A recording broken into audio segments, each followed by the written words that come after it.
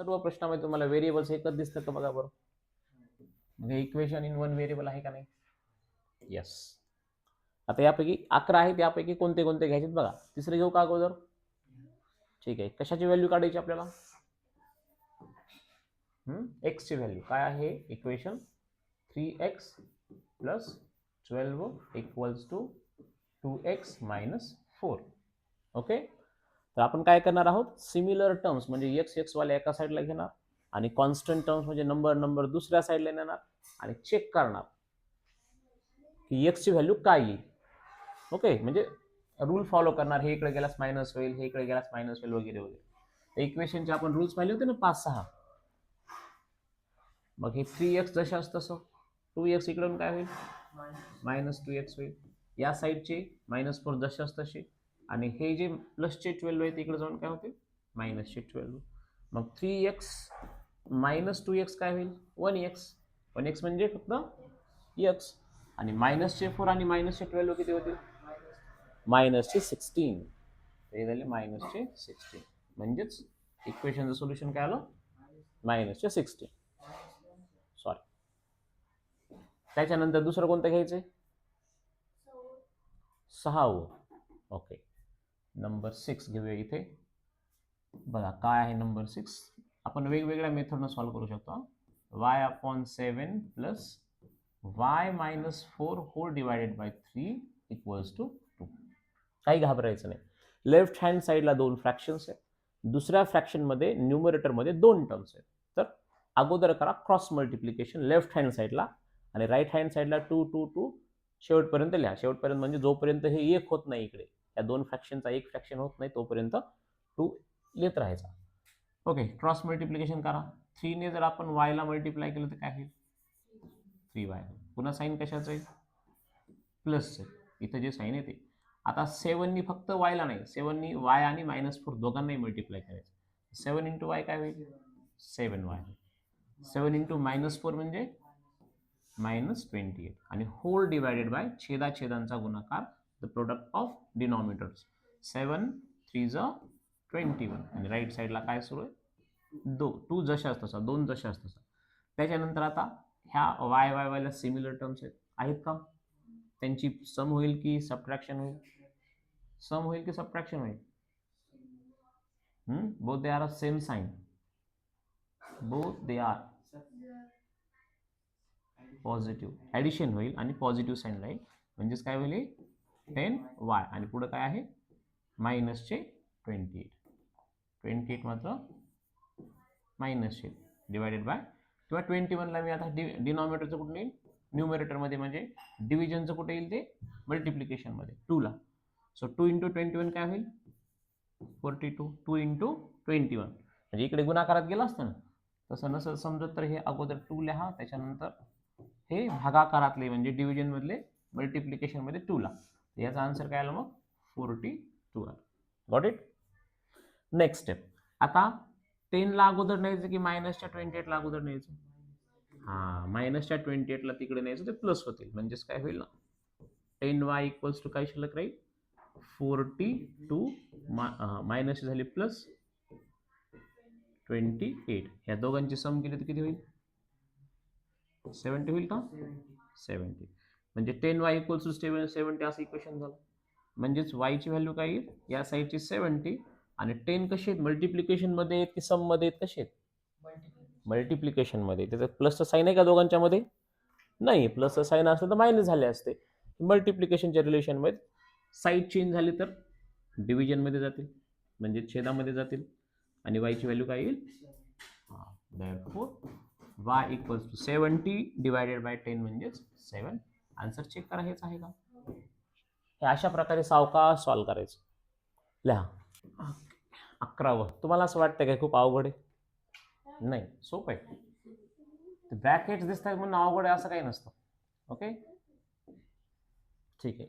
काय करूया बघा ब्रॅकेटच्या बाहेर प्लसचा साईन आहे का नाही त्याच्यामुळे ब्रॅकेटला काही महत्वच नाही आहे का नाही. एखादा नंबर असता तर मग मल्टिप्लिकेशनमुळे त्याचं महत्व राहिलं असतं पण बाहेर नंबर पण नाही काही नाही म्हणजे 1 असतो 1 ने मल्टिप्लाय केल्यास काही फरक नाही पडत.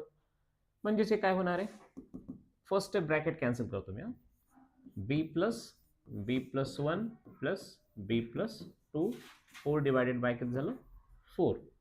राईट हँड साईडला आहे 21. आता हे इकडे जाईल 4 4 राईट साईडला मल्टिप्लिकेशनमध्ये जाईल. ठीक आहे. आणि इकडे बी किती वेळेस आहे पहा 1 2 3 म्हणजे काय होईल 3b होईल. क्यूब नाही गुणाकारात नाही बेरजेत आहे ते. बी प्लस बी काय झाला 3b झाला. आणि नंबर किती आहेत 1 आणि 2 दोन्ही पॉझिटिव्ह आहेत म्हणजे काय झालंय 2 + 1 3. बी 3 वेळेस 3b झालं आणि 1 + 2 3 झाले. आणि राईट साईडला काय होईल आता हे 21 × 4 डिव्हिजनचे 4 मल्टिप्लिकेशन मध्ये झालं तर मग किती होईल हे आन्सर 21 चोक 84. आणि लागलीच मी काय करतो आता हा जो 3 आहे तिकडे जाऊन हे 3b जसे असतात आणि हा 3 जो आहे तो प्लसचा काय होईल -3 होईल. आणि मग 84 - 3 म्हणजेच काय 81. आणि हा 3 जो मल्टिप्लिकेशनचा इकडे जाऊन डिव्हिजन मध्ये जाईल बरोबर. म्हणजेच बी ची व्हॅल्यू काय येईल बी = हे 3 2 = 6 2 रिमाइंडर राहिला 21 झाले. हां 3 7 = 21. तर आन्सर 27 आहे का पहा. आन्सर चेक करा 27 आहे का बी ची व्हॅल्यू आहे का. 9th मग घेऊ आता. 9th काय आहे x - 9 अपॉन x - 5 = 5/7. सॉल्व मध्ये असं एक होतं बघा. आता क्रॉस मल्टिप्लिकेशन करा 7 × x - 9 = 5 इन ब्रॅकेट x - किती 5. काय केलं आपण या ठिकाणी जस्ट क्रॉस मल्टिप्लिकेशन केलं. ऍक्च्युअल नाही केलं आपण त्याला मल्टिप्लिकेशनच्या फेज मध्ये मांडून टाकलं. आता मल्टिप्लिकेशन करा लक्ष द्या 7 × x काय होईल 7x. 7 × 9 मायनसचे -63. 5 टाइम्स x काय होईल 5x. आणि 5 टाइम्स -5 होईल -25. ओके. आता नेक्स्ट स्टेप काय असते सिमिलर टर्म्स एका साईडला घ्यायच्या. जसं की लेफ्ट हँड साईडला 7x आणि राईट हँड साईडला x वाली लिनियर टर्म कोणती 5x जी की लेफ्ट लेवून होईल मायनस. इकडे प्लस आहे तर इकडून मायनस झाली -5x. या साईडला अगोदरचेच -चे 25 आहेत आणि हे -चे 63 इकडे जाऊन काय होतील प्लसचे 63.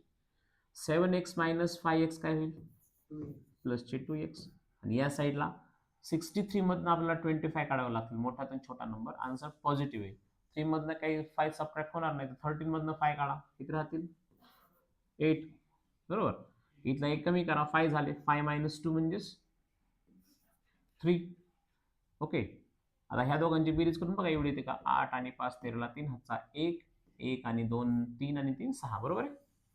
आता x ची व्हॅल्यू काढायची आपल्याला तर 2 हा मल्टिप्लिकेशनचा डिव्हिजन मध्ये जाईल 38/2 म्हणजेच x ची व्हॅल्यू काय येईल किती दोन्ही 38 किती दोन्ही 38 हां 19 दोन्ही 38. तुम्ही भाग जर घातला तर आन्सर काय येणार आहे 19 येईल. सो हे आपल्या 9th इक्वेशनचं सोल्युशन आहे. आन्सर चेक करायचं आहे कन्फर्म करा. राईट लिहून घ्या आता. ओके. क्वेश्चन नंबर 5 व्हॅल्यू कोणाची काढायची पी ची काढायची का कोणाची काढायची हां आहेत मग तुम्ही. हां आता मला सांगा 8 ला तिकडे अगोदर मल्टिप्लिकेशन न्यायचं की 1 ला मायनस करायचं अगोदर सबट्रॅक्ट करायचं शिफ्ट कोणाला करायचं अगोदर हां कारण 1 ही एक इंडिव्हिज्युअल टर्म आहे स्वतंत्र असं एक स्वतंत्र अशी टर्म आहे तिला न्यायचं असते अगोदर. ओके. आणि हिला का न्यायचं नाही ही पण इंडिव्हिज्युअल टर्म आहे ह्याच्यामध्ये x आहे x तर व्हॅल्यू काढायची आपल्याला तिला नेऊन चालेल का नाही. x ला इकडे ठेवा x वाल्या टर्मला हे होईल 9x/8 आणि राईट साईडला 10 अगोदरचे आणि हा 1 इकडे जाऊन काय आहे मायनस होईल म्हणजे हे आन्सर काही 9 च्या इक्वल 10 - 1 9. आता 8 ला नेऊ अगोदर की 9 ला नेऊ 8 ला न्यायचं अगोदर. 8 कशा कोणत्या रिलेशन मध्ये जाईल इकडे राहील काय मग 9x इकडे 9 × 8 मला काहीच करायचं नाही आता 9/8 लिहायचे नाही समजा अशीच ठेवायची. नेक्स्ट स्टेप काय आहे x = हे 9 × 8 जशाच तसे मुद्दा मी थोडी चालाकी केली आणि करता आली पाहिजे. हे 9 खाली जशाच तसे म्हणजे मल्टिप्लिकेशनचे डिव्हिजन मध्ये गेले आणि 9 9 कॅन्सल झाले भागाकार करण्याची गरज नाही, पाडा म्हणण्याची गरज नाही, बरोबर. म्हणजे एक्सची व्हॅल्यू काय आली, x equals to 8. Now check the answer. Solution बघा काय आहे ते, करेक्ट आहे. हा लागले दुसरं घेऊया, सांगा कोणता घ्यायचा आता, म्हणजे लगेचच. ओके, कोणतं घ्यायचं सांगा. 10व y minus 4/3. y minus 4 divided by 3 plus 3y equals to 4. चला अगोदर पलीकडं राईट साईडला कोणाला लिहायचं, लेफ्ट ह्या 3 ला अगोदर नेऊ तिकडे मल्टिप्लिकेशन मध्ये, 3y ला अगोदर सबट्रॅक्ट करू इकडे. नाही, 3 ही इंडिव्हिज्युअल टर्म नाहीये, 3 ही y वाल्या टर्मचा एक भाग आहे. 3y स्वतंत्र टर्म आहे. अगोदर कोणाला लिहायचंय, 3y ला लिहायचं. ठीक आहे. मग इकडे काय राहील शिल्लक, y minus 4/3 equals to हे 4 minus 3y. समजलं.